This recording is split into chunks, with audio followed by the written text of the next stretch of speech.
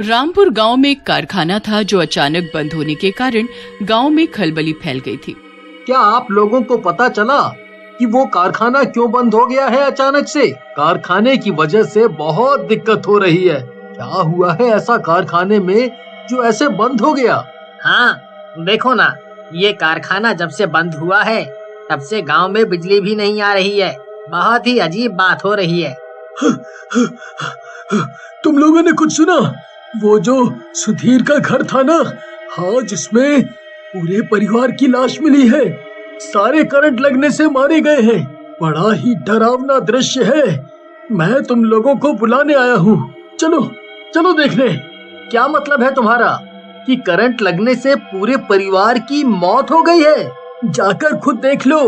एक तो बिजली इतनी आती नहीं है उसमें से, पर कल रात उसके घर की बिजली अचानक से ही चली गई और जब सुबह लोगों ने उसका घर खटखटाया तो वहाँ पर उन सब की लाश मिली है।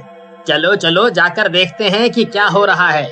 वो तीनों वहाँ जाकर देखते हैं और पाते हैं कि सच में उन तीनों की करंट लगने से ही मौत हुई है और अब बिजली के तारों में बिल्कुल भी बिजली नहीं है। मानो ऐसा लग रहा था जैसे किसी ने बिजली चूस ली है। बाप रे, कितना खतरनाक है ये। मुझे तो बहुत डर लग रहा है। पता नहीं क्या हुआ। हाँ, देखो ना, पूरे परिवार के साथ क्या हो गया। लग रहा है इन लोगों की मौत एक साथ ही लिखी थी। सब अपने अपने घर चले गए, पर अचानक से एक दिन वसीम के घर कुछ हरकत हुई। सुनो बेगम, आज खाने में क्या बनाया है? बहुत भूख लगी है, जल्दी से खाना ले आओ। लाती हूँ, 1 मिनट। आज कोरमा बनाए है, आपको बहुत पसंद है ना, इसलिए। तभी उनकी लाइट जलने बुझने लगती है। बेगम, ये लाइट को क्या हुआ है? ये बार बार आ जा क्यों रही है? पता नहीं, बाहर जाकर देखती हूँ। हो सकता है सिर्फ हमारी ही ऐसे कर रही है। क्या हुआ बेगम, सिर्फ हमारी ही लाइट ऐसे कर रही है या औरों की भी? एक तो कमबख्त, कितना कम तो बिजली आती है, ऊपर से ऐसी हरकतें। तौबा, क्यों बंद हो गया वो कारखाना? हाँ, सिर्फ हमारी बिजली नहीं आ रही। चलिए ना जाकर देखते हैं कि तार ठीक तो है। बेगम और वसीम दोनों जाकर बिजली देखने लगते हैं। तभी उन्हें तारों में कुछ हलचल सुनाई देती है। बेगम, क्या तुम्हें कुछ अजीब सा सुनाई दे रहा है? ऐसा लग रहा है कोई कुछ चूस रहा है या खींच रहा है।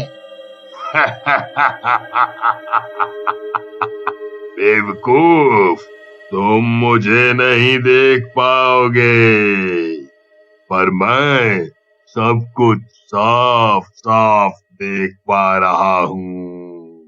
हाँ, मुझे भी सुनाई दे रहा है। कोई है क्या वहाँ पर? बाहर आओ, कहीं कोई चूहा तो नहीं है? हट हट, कहीं यही कोई तार चबा गया हो। वसीम और उसकी बेगम जैसे ही वहाँ पहुँचते हैं तो वहाँ पर उनको बहुत चमकता हुआ सब कुछ नजर आता है। अरे, ये क्या चमक रहा है? ये तो कुछ टॉर्च जैसा मालूम पड़ता है। इतनी लाइट आ रही है इसमें से। चलो पास जाकर देखते हैं बेगम। जैसे ही वसीम और उसकी बेगम उसके पास जाते हैं, बिजली वाला भूत उनको अपनी तरफ खींच लेता है और एक बहुत जोर का बिजली का झटका देता है, जिसकी वजह से उनकी मौत हो जाती है। ये चमकती हुई चीज उस कारखाने का भूत होता है जो अब लोगों के घर की बिजली खींचकर उन लोगों को मार डालता है। जैसे सुधीर के घर वाले मरे थे, ठीक वैसे ही वसीम के घर पर भी हमला हुआ है। हमला क्या ही कहूँ, समझ नहीं आ रहा है ये सब कौन कर रहा है। इतनी बुरी तरह करंट लगना थोड़ा उलझन में डाल रहा है, क्योंकि वसीम और उसकी पत्नी घर से बाहर मिले। इसका मतलब उन्हें घर की बिजली से कुछ नहीं हुआ, बल्कि बाहर किसी बिजली से हुआ। लेकिन बाहर इतनी तेज बिजली का झटका कैसे लग सकता है? हमारे तो गांव में भी बिजली कम ही आती है। हाँ, तुम सही कह रहे हो। जब से उस कारखाने के बंद होने की खबर आई है, तब से गांव में अजीब अजीब चीजें हो रही हैं। एक तो बिजली कम आती है और दूसरा लोग ऐसे मर रहे हैं। कुछ तो कारण होगा ही। राम जाने क्या बात है और क्या नहीं।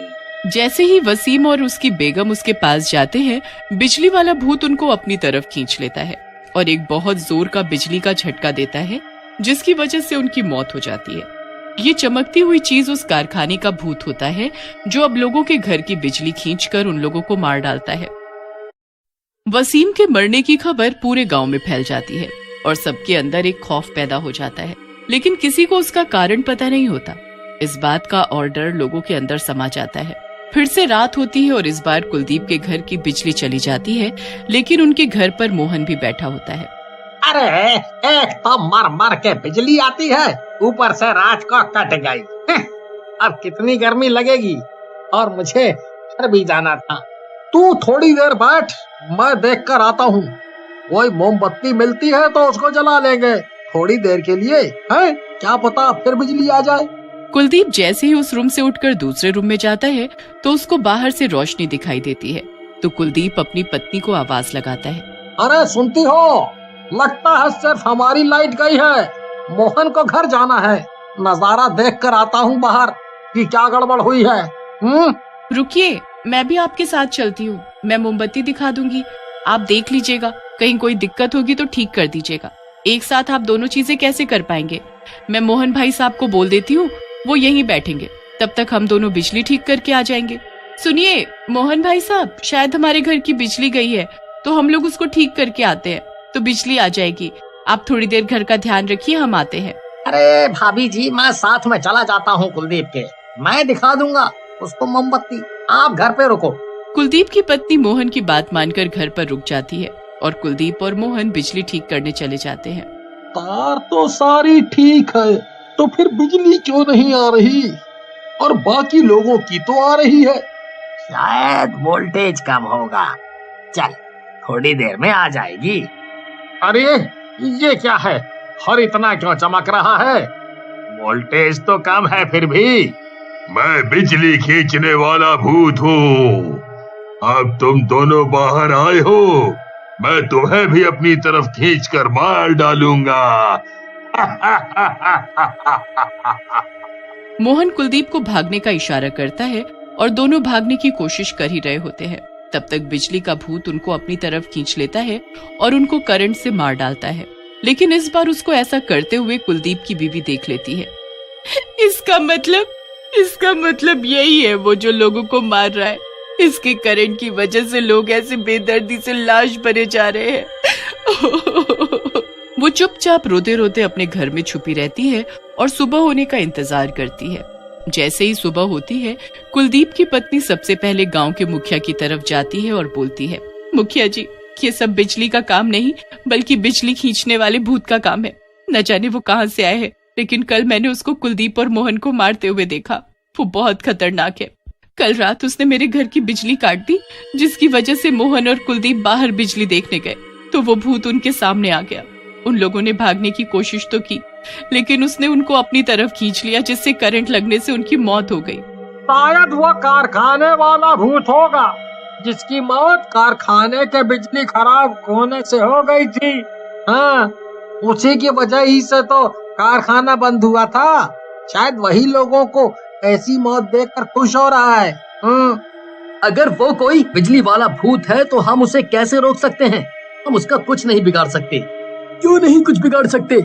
अगर हमारे पास हमारी श्रद्धा हो और भगवान पर विश्वास हो तो हम उसे रोक सकते हैं। तुमने ये ठीक कहा। अगर कोई बुरी आत्मा सिर्फ अपनी खुशी के लिए बेगुनाह लोगों को मार रही है तो उसे खत्म करने में भगवान हमारा साथ देगा। रोहन पंडित जी के पास जाकर उनसे उपाय जानता है। जब उसे करंट लग रहा था तब उसने एक लॉकेट पहन रखा था जो गिरते हुए तारों पर फंस गया। लॉकेट सोने का है और उस पर उसके नाम का पहला अक्षर है, जिसे तोड़ने पर ही वह कमजोर हो जाएगा। बाद में उसके लॉकेट को तुम लोग तेजाब में डालकर गला देना। ठीक है पंडित जी, तो मैं अभी जाकर उसको ले आता हूँ। रोहन कारखाने के लिए निकल जाता है और लॉकेट लेकर गांव पहुंचता है। तभी एक गांव वाले की बिजली चली जाती है। वो सबको इकट्ठा करके बुला लेता है। जाकर कोई जल्दी से तेजाब ले आए ताकि मैं उस लॉकेट को तोड़कर इसी तेजाब में डालकर गला दूं। रोहन 3 बार उस मरने वाले का नाम लिखकर उसके लॉकेट को तोड़ देता है और उसे तेजाब में गला देता है। सभी के घर की लाइट आ जाती है और एक चिंगारी के साथ वो भूत वहां से गायब हो जाता है।